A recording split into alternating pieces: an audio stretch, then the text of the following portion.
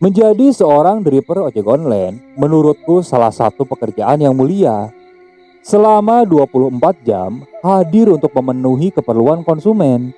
Baik itu mengantarkan konsumen itu sendiri, barang, ataupun makanan. Cuaca panas, hujan, kondisi siang, ataupun malam tidak pernah menurunkan semangat mereka untuk melayani konsumen. Sebut saja namaku Ari. Aku merantau ke kota Bandung pada tahun 2017. Aku tinggal di sana bersama mamangku. Awalnya aku merantau ke Bandung karena bekerja di pabrik. Saat aku berhenti bekerja di pabrik, beberapa kali aku sempat berganti pekerjaan. Hingga akhirnya aku bekerja di sebuah restoran. Kebetulan, restoran tempatku bekerja ini setiap harinya selalu dipenuhi orderan dari para driver ojek online. Hingga akhirnya aku pun tertarik untuk bergabung menjadi driver ojek online. Saat itu, aku coba ngobrol kepada driver yang sering dapat orderan ke restoranku. Dan mereka mengarahkanku ke salah satu komunitas dan di sana aku diarahkan untuk mendapatkan akun driver ojek online. Awalnya saat aku bergabung ke komunitas tersebut, aku hanya ingin akun saja. Namun saat aku lihat lebih dalam, ternyata di komunitas ojek online itu solidaritasnya benar-benar kuat. Jadi di situ aku tambah tertarik. Tidak hanya untuk mendapatkan akun ojek online saja, tapi untuk bergabung lebih dalam bersama mereka. Singkat cerita, akun ojek onlineku pun sudah jadi. Namun aku jadikan pekerjaan itu sebagai sampingan saja dari pekerjaan utamaku di restoran. Biasanya aku akan mulai ketika aku pulang dari pekerjaan di restoran ataupun sebelum aku masuk bekerja di restoran. Awalnya aku sempat bingung untuk menjalankannya. Namun rekan-rekan dari komunitas ataupun dari rekan-rekan ojol di jalanan, mereka banyak yang membimbingku. Akhirnya setelah 1 minggu, aku pun mulai bisa menjalankan aplikasi itu sendiri. Di jalanan, aku banyak bertemu karakter-karakter macam-macam dari penumpang yang aku bawa. Ya, kadang ada yang enak, kadang ada juga yang enggak. Ya, itu namanya juga manusia, karakternya pasti berbeda-beda. Namun aku benar-benar menikmati pekerjaan ini. Ya, anggap saja sebagai pelepas penat dari pekerjaanku di restoran yang penuh tekanan. Hingga ada suatu peristiwa yang benar-benar membekas di ingatanku. Pada saat itu, awal Desember pada tahun 2023. Saat aku pulang dari restoran pada pukul 11 malam, aku bersiap menyalakan aplikasi ojek onlineku. Tak berapa lama menunggu, mungkin sekitar 15 menitan, ada salah satu orderan yang masuk. Saat aku lihat, ternyata itu orderan penumpang. Setelah aku chat si penumpangnya, bergegas aku menuju ke titik jemputan. Alhamdulillahnya, malam itu orderan lumayan banyak. Hingga tak terasa, saat aku sudah bersantai, jam sudah menunjukkan pukul 3 dini hari. Di situ, aku langsung bergegas untuk pulang. Tempat tinggalku ini berada di desa C. Saat itu, aku terus saja melajukan motorku. Kondisi jalanan memang tidak terlalu ramai, benar-benar sepi saat itu. Aku juga melajukan motor tidak terlalu kencang, karena kondisi tubuh juga yang sudah sangat lelah dan mata yang mulai mengantuk saat itu. Dan saat aku sampai di daerah Bojong Soang, tiba-tiba HP ku ini berbunyi. Bergegas saat itu aku langsung menepi ke pinggir jalan.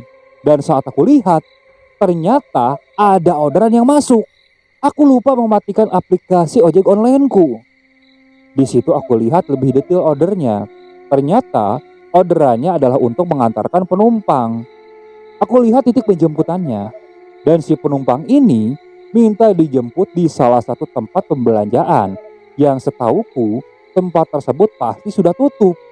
Dan si penumpang ini minta diantarkan ke daerahnya yang memang tidak terlalu jauh dari tempat tujuanku pulang. Di situ aku sempat berpikir beberapa saat, mengingat aku akan pulang atau aku cancel saja. Hingga tak berapa lama kemudian, si penumpang ini memberikan pesan, "Kang, diambil gak orderannya? Maaf, kalau bisa diambil saja. Saya sudah beberapa kali gak dapat driver." Di situ aku mulai merasa kasihan juga. Jadi aku putuskan untuk mengambil orderan ini. Aku mulai putar balik ke sana karena setauku dari tempat tujuan si penumpang ini ada jalan pintas yang lebih cepat menuju tempatku pulang. Jadi aku bisa lebih cepat juga. Singkat cerita, sesampainya di tempat penjemputan si penumpang tersebut, aku sempat berhenti untuk mengamati mana penumpangnya.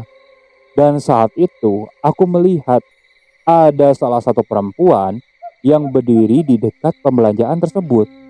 Kalau dilihat dari pakaiannya, si perempuan ini mungkin karyawan dari tempat pembelanjaan itu. Setelah itu, aku langsung hampiri si penumpang tersebut. Aku coba pastikan kalau memang dia yang mengorder ojek online Go. Setelah aku pastikan benar, lalu ku persilakan si penumpang ini untuk naik. Sepanjang perjalanan, saat itu mataku sudah mulai mengantuk. Aku coba mengajak ngobrol penumpang ini. Untungnya, si penumpang tersebut itu enak diajak ngobrol. Jadi perlahan, rasa ngantukku ini mulai hilang. Aku juga membawa motor tidak terlalu kencang. Karena takutnya dengan kondisi yang seperti itu, aku bisa membahayakan penumpangku. Hingga akhirnya, aku sampai di tempat tujuan. Si perempuan itu turun dan dia membayar ongkos, bahkan memberikan tip yang cukup besar saat itu. Karena dia bilang, dia memang sudah susah mencari driver ojek online jam segini. Dan saat aku hendak pamit, si perempuan ini bilang, "Kang, pulangnya mending muter aja Kang ke jalan raya, jangan motong. Akang kan mau pulang ke daerah C kan?" "Oh iya Neng, kenapa?" "Nggak apa-apa A. Takutnya ada apa-apa, mending muter aja ke jalan raya." Di situ aku hanya mengangguk. Aku langsung melajukan sepeda motorku. Di sepanjang perjalanan, aku masih berpikir, kalau aku memutar ke jalan raya, itu jalannya lumayan jauh. Tapi kalau aku motong jalan, itu jalannya lebih cepat, bahkan bisa setengahnya. Jadi aku putuskan untuk potong jalan saja. Walaupun saat itu kondisi jalanan sudah benar-benar sepi, aku tidak melihat ada pengendara yang lain. Bahkan warung yang berada di pinggir jalan pun itu sudah tutup. Di sepanjang perjalanan, aku terus saja melajukan motorku. Namun entah kenapa, saat itu aku merasakan perasaanku benar-benar tidak enak. Entah kenapa. Aku melajukan motorku benar-benar pelan saat itu, karena mataku juga sudah mulai mengantuk. Dan tak berapa lama kemudian, tiba-tiba aku dikagetkan.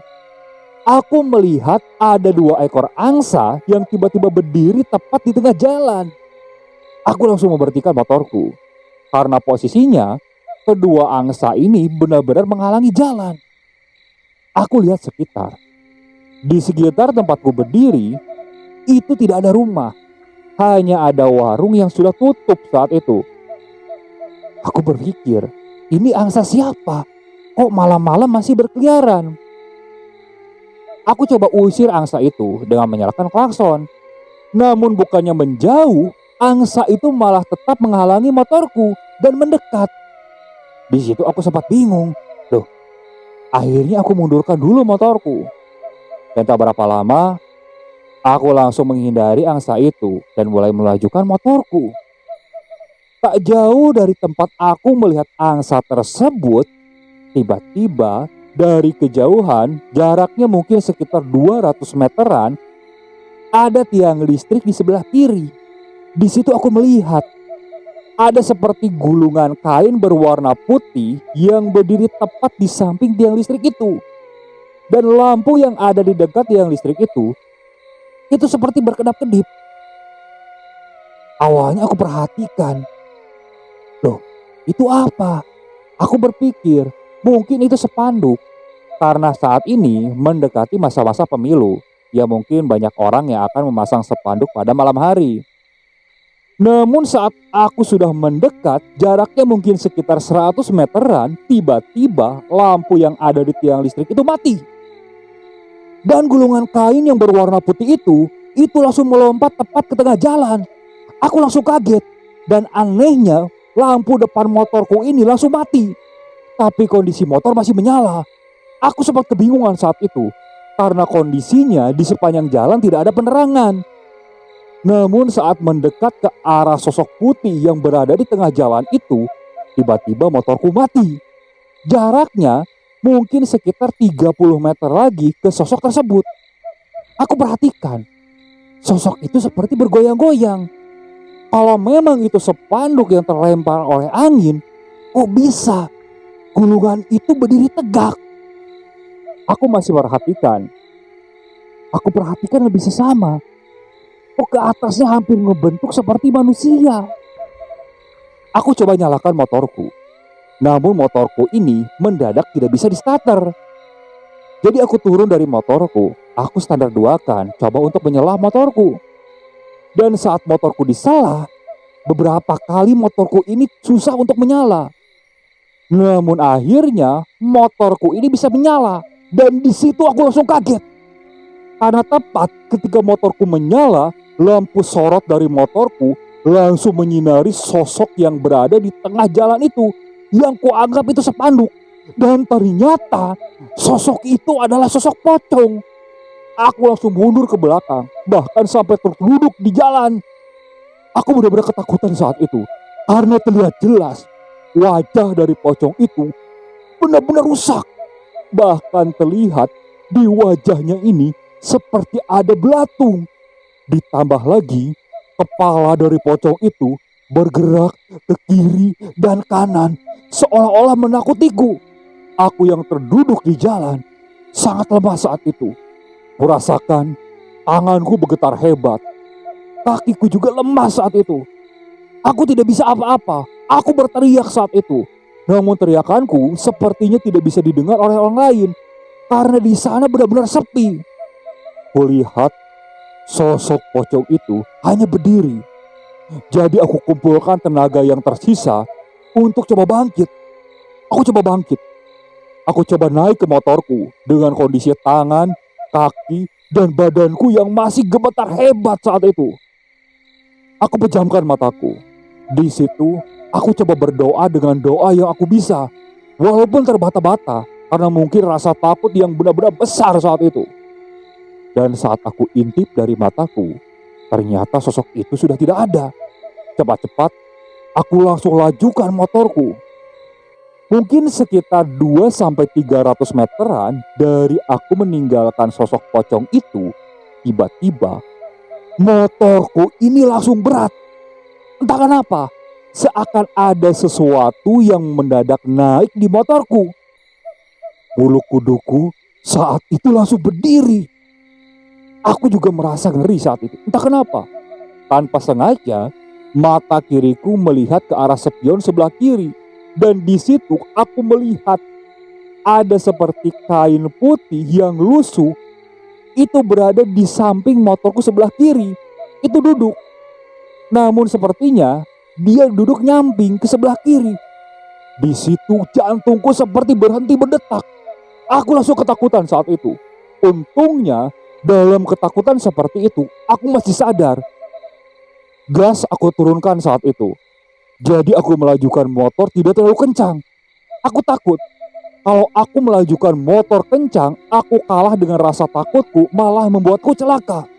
Aku pelan, pandanganku fokus ke depan. Aku tidak berani menoleh ke arah spion saat itu. Namun tak berapa lama, aku merasakan di belakangku ini seperti ada yang menyender. Bulu kuduku langsung meremang seketika. Badanku benar-benar gemetar. Aku tidak bisa berbuat apa-apa saat itu. Dan tak berapa lama, aku mendengar suara.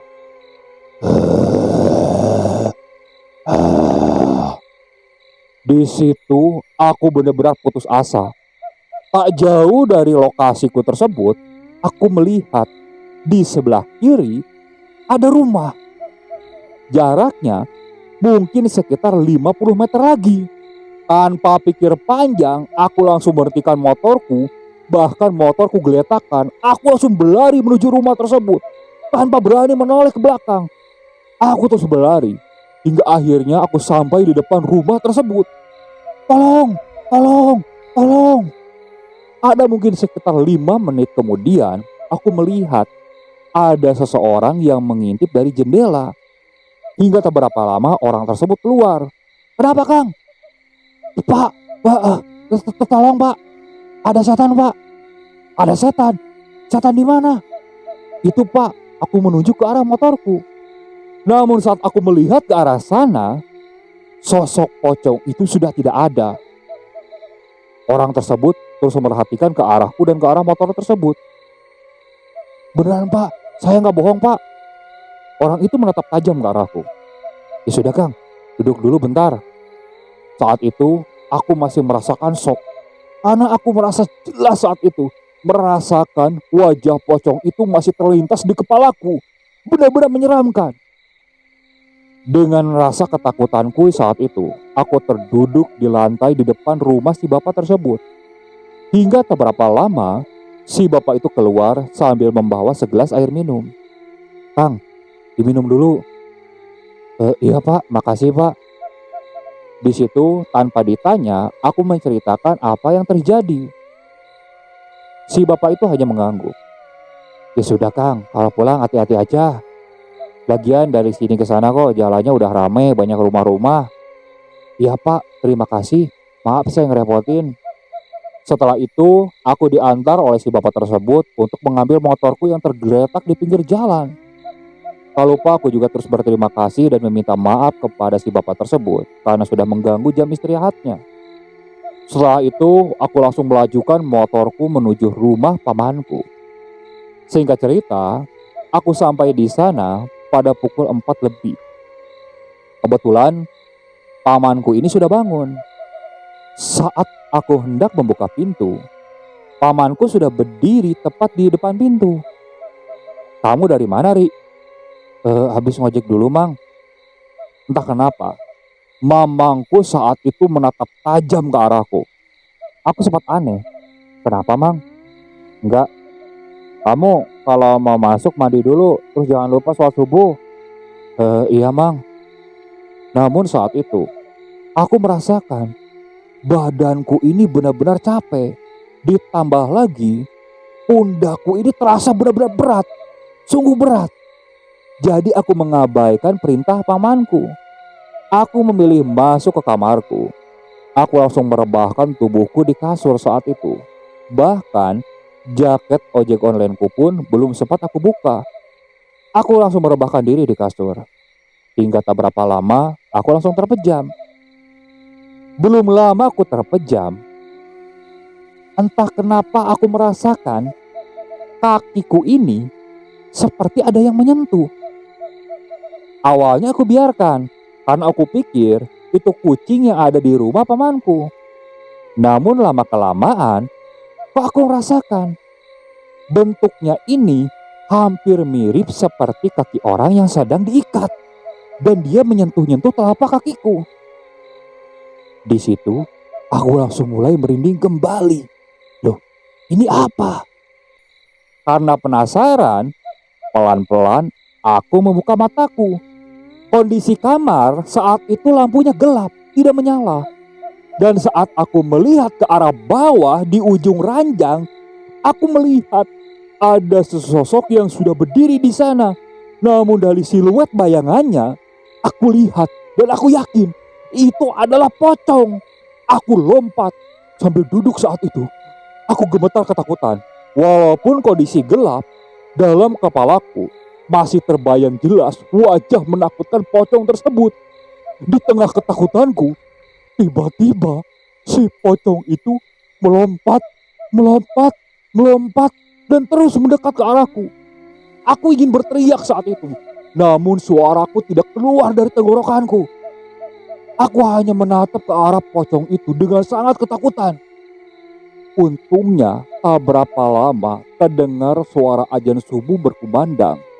Dan anehnya saat itu juga pocong itu langsung menghilang. Namun entah kenapa, aku merasakan kondisiku saat itu antara sadar dan tidak sadar. Menurut penuturan pamanku, saat pamanku pulang dari masjid, dia langsung masuk ke kamarku. Dia nyalakan lampu dan kaget melihat kondisiku yang seperti itu. Aku terduduk di ujung ranjang sambil melihat kosong ke arah tembok. Beberapa kali pamanku coba tanya, namun aku tidak menjawab. Aku hanya seperti itu. Untungnya, walaupun sedikit-sedikit, pamanku ini mengerti tentang hal-hal spiritual. Yang aku rasakan saat itu, pamanku seperti menempelkan telapak tangannya di tengkukku. Dia membacakan sesuatu yang aku kurang mengerti apa itu. Dan setelah itu, dia menggerakkan telapak tangannya ke atas. Dan saat itu juga, aku merasakan kesadaranku benar-benar pulih. Aku langsung kaget dan tersentak saat itu. "Hah, Bang," aku hendak menceritakan apa yang kualami. Namun mamangku langsung memotong ucapanku. "Sudah, salat subuh dulu." Di situ aku hanya mengangguk. Bergegas, aku langsung wudhu dan melaksanakan sholat subuh. Setelah itu, aku langsung menghampiri mamangku yang kebetulan sudah duduk di ruang tamu. Di situ aku langsung menceritakan kejadian yang aku alami tadi malam. Mamangku hanya tersenyum mendengar ceritaku. Dan dia bilang, "Usahakan kalau kamu pulang dari tempat-tempat seperti itu, kamu ganti baju. Mandi, kalau nggak mandi ya minimalnya cuci muka, terus wudhu. Kalau sebelum mendekati waktu sholat, ya sebelum tidur sholat witir dulu lah. Biar kamu nggak diganggu oleh makhluk-makhluk seperti itu, apalagi diikuti." Di situ aku hanya terdiam. Dan mamangku bilang, "Kalau bisa malam-malam jangan pernah melewati tempat-tempat kayak gitu lagi. Hindarin saja." Aku hanya mengangguk. Dan setelah itu, aku pamit pergi ke kamarku untuk tidur. Karena aku merasa mataku sudah benar-benar mengantuk saat itu. Singkat cerita, 4 hari kemudian setelah kejadian aku diganggu oleh pocong tersebut, kebetulan aku libur di restoranku. Jadi seharian aku menyalakan aplikasi ojek onlineku. Dan kebetulan pada pukul 1 siang, aku mendapatkan order untuk mengantarkan penumpang ke daerah yang tak jauh dari aku bertemu dengan pocong tersebut. Dan pulangnya, entah kenapa, aku ada rasa penasaran, ingin lewat jalur itu. Kebetulan, warung tutup yang dekat aku bertemu dengan angsa tersebut, itu kondisinya buka. Jadi aku berhenti di warung itu untuk sekedar ngopi. Kondisinya saat itu tidak ada pengunjung, hanya ada aku sendiri. Setelah ngopi, aku berbasa-basi kepada pemilik tersebut. Di situ aku tanya, "Bang, jalan ini kalau malam angker ya?" "Bang, kenapa, Kang?" Enggak, Mang, cuma nanya aja." "Ya, kalau jalan sini kan emang kalau malam angker, jarang ada yang berani lewat. Apalagi kalau di atas pukul 12, udah bener-bener sepi. Saya juga warung, paling malam itu pukul 10 udah tutup, Kang. Kalau menurut orang-orang sih yang pernah ngalamin, katanya kalau lewat jalur sini sering diganggu setan." "Oh, emang setan gimana, Mang?" "Ya, katanya sih yang pernah lihat, orang tersebut seperti mulai melihat sekeliling. Katanya sih di sini ada pocong, Kang." "Wah, yang bener, Mang." Saat itu aku pura-pura tidak tahu saja. "Iya, apalagi 2 minggu yang lalu, tepat di tiang listrik depan tuh, itu pernah ada kecelakaan malam-malam, tabrakan di situ. Cuman katanya yang nabraknya kabur. Si korbannya ditemukan pagi hari, tergeletak di dekat tiang listrik tersebut. Dan setelah itu, konon katanya warga yang pernah lewat pada malam hari sering melihat pocong berdiri di sana. Ya sebelumnya udah angker, ditambah lagi ada kejadian kayak gitu. Ah, pokoknya serem. Untungnya mama belum pernah ketemu sama hal kayak gituan. Jangan sampailah takut." Di situ aku hanya tersenyum. Selesai membayar kopi, aku langsung pergi untuk melanjutkan mencari order lagi. Di situ aku mulai berpikir, benar juga pesan dari penumpang yang terakhir aku antarkan. Jadi, ketika orang memberikan peringatan kepada kita, jangan pernah mengabaikannya. Mungkin saja itu untuk kebaikan kita sendiri. Oke, sekian untuk cerita kali ini. Saya mohon maaf apabila masih banyak kekurangan dalam pembawaan ceritanya. Kritik dan sarannya silakan kalian bisa cantumkan di kolom komentar.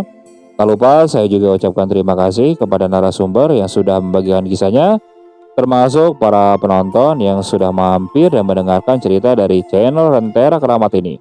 Semoga kalian selalu diberikan kesehatan, dilancarkan rezekinya, dan dijauhkan dari musibah.